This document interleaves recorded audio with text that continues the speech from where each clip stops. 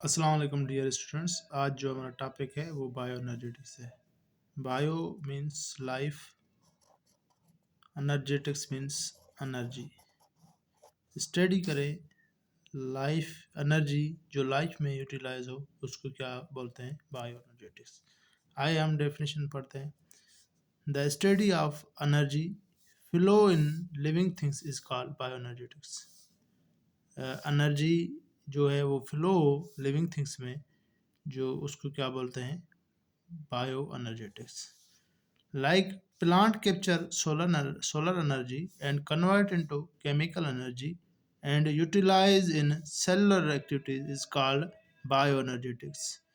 Plant जो है वो कैप्चर करते हैं सोलर एनर्जी को, उसको कन्वर्ट करते हैं केमिकल एनर्जी लाइक ग्लूकोज, और यूटिलाइज करते हैं सेलुलर एक्टिविटीज लाइक एटीपी बनाते हैं, उसको क्या बोलते हैं, bioenergetics. Conversion of energy from one form to another form in a living organism is called bioenergetics.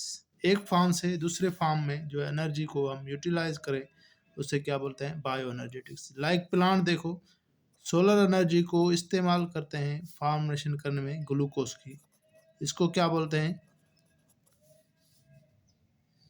Conversation of energy. Solar energy convert हुई केमिकल एनर्जी में with the help of chlorophyll and light energy में। और next है इसका, this biological energy also obey the laws of thermodynamics. Thermodynamics law क्या बोलते हैं, energy neither be created nor be destroyed, converted from one form to another form. तो यहाँ भी ऐसे ही हो रहा है, सोलर एनर्जी जो है वो ग्लूकोज में चेंज हो रही है, तो एनर्जी का एक फॉर्म दूसरे फॉर्म में जो है वो कन्वर्ट हो रहा है, क्रिएट भी नहीं हो रहा है, ना ही डिस्ट्रॉय हो रहा है। और नेक्स्ट है हमारा फास्फोरिलेशन। फास्फेट का जो है वो रिलेशन एटीपी के साथ, उसको हम पढ़ेंगे। The process of ATP formation from ADP and phosphate group is called phosphorylation. ऐसा प्रोसेस जिसमें फॉर्मेशन हो एटीपी की, एडी यूज़ करें फास्फेट और एडीपी। एडीपी क्या है, एटीपी का रिड्यूस्ड फॉर्म है, या और फास्फेट ग्रुप जो है वो ऐड होता है। अब जो है 3 टाइप्स होते हैं फास्फोरिलेशन के।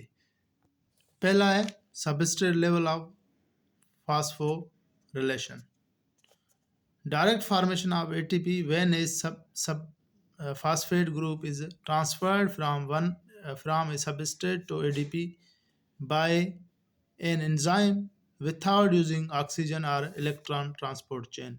इसमें क्या होता है, डायरेक्ट जो होती है फॉर्मेशन होती है एटीपी की, फास्फेट ग्रुप को जो है वो ट्रांसफर होता है सबस्ट्रेट टू सबस्ट्रेट, एक सबस्ट्रेट से दूसरे सबस्ट्रेट में, एडीपी कन्वर्ट हो जाती है एटीपी में, एंजाइम यूज़ होते हैं और इसमें इलेक्ट्रॉन ट्रांसपोर्ट चेन और ऑक्सीजन का इस्तेमाल नहीं होता। दूसरा होता है ऑक्सीडेटिव फास्फोरिलेशन, जिसमें ऑक्सीजन क्या हो, फाइनल एक्सेप्टर हो, इसलिए इसे ऑक्सीडेटिव फास्फोरिलेशन बोलते हैं। It is a process in which energy release by the oxidation of nutrients. Nutrients कौन सा है, ग्लूकोज क्या है, न्यूट्रिएंट है। ये क्या होता है, ऑक्सीडेशन होती है इसकी। Is use to form ATP, इसको इस्तेमाल करें एटीपी के बनाने में इन माइट्रोकॉन्ड्रिया। ये जो प्रोसेस होता है वो किस में होता है, माइट्रोकॉन्ड्रिया में होता है, माइट्रोकॉन्ड्रिया की इनर मेम्ब्रेन में। माइट्रोकॉन्ड्रिया की जो इनर मेम्ब्रेन है उसमें ये जो है वो प्रोसेस होता है using electron transport chain. Electron transport chain को क्या करता है, इस्तेमाल करता है, एंड कीमो ऑस्मोसिस के प्रोसेस के थ्रू जो है वो ऑक्सीडेटिव फोटोफॉस्फोरिलेशन जो है होता है। ऑक्सीडेटिव फोटोफॉस्फोरिलेशन में क्या होता है, इसमें लास्ट जो होता है वो इलेक्ट्रॉन एक्सेप्टर क्या होता है, वो ऑक्सीजन होता है, इसलिए इसको क्या बोलते हैं, ऑक्सीडेटिव फास्फोरिलेशन सॉरी। लास्ट है फोटोफॉस्फोरिलेशन।